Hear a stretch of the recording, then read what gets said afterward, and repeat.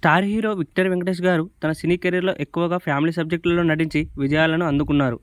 గత కొంతకాలంగా వెంకటేష్ విభిన్నమైన కథలను ఎంచుకుంటుండగా, ఆ సినిమాలలో మెజారిటీ సినిమాలు ఆశించిన ఫలితాలను అందుకోలేదు. వెంకటేష్ గారు నటించిన కొన్ని సినిమాలు డైరెక్ట్‌గా ఓటీటీలో రిలీజ్ అయ్యాయి.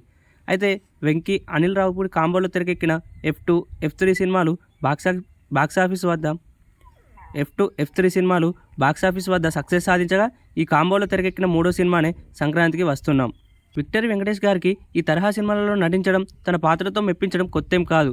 వైడిరాజు పాత్రలో అలవోకగా అద్భుతంగా నటించి వెంకటేష్ తన నటనతో మెప్పించారు. ఐశ్వర్య రాజేష్ వైడిరాజు భార్య పాత్రకు పర్ఫెక్ట్గా సూట్ అయ్యారు. కొంచెం అమాయకత్వంతో, కొంచెం పొజిటివ్నెస్తో ప్రేక్షకులను ఎంతగానో ఆకట్టుకునేలా ఉంది. మీనాక్షి చౌదరి మీను పాత్రలో అందం, అభినయంతో మెప్పించారు. వెంకటేష్ కొడుకు బుల్లిరాజు పాత్ర సినిమాకు హైలైట్గా నిలిచింది.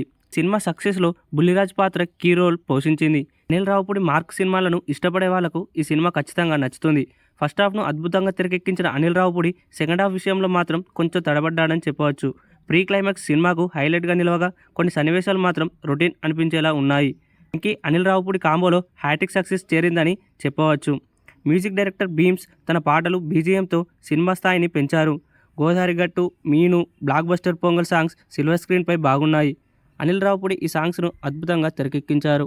ఈ మూవీ ప్లస్ పాయింట్స్ వెంకటేష్ గారి acting, Anil Ravipudi mark comedy, music, BGM. ఈ మూవీ వీక్నెస్ రొటీన్ స్టోరీ అనిపించేలా ఉంటుంది కొంచెం. అలాగే సెకండ్ హాఫ్లో కొన్ని ల్యాగ్ సన్నివేశాలు. ఫైనల్గా ఈ మూవీకి మనం ఇచ్చే రేటింగ్ 2.75 అవుట్ ఆఫ్ 5. ఇది నా పర్సనల్ ఒపీనియన్ మాత్రమే.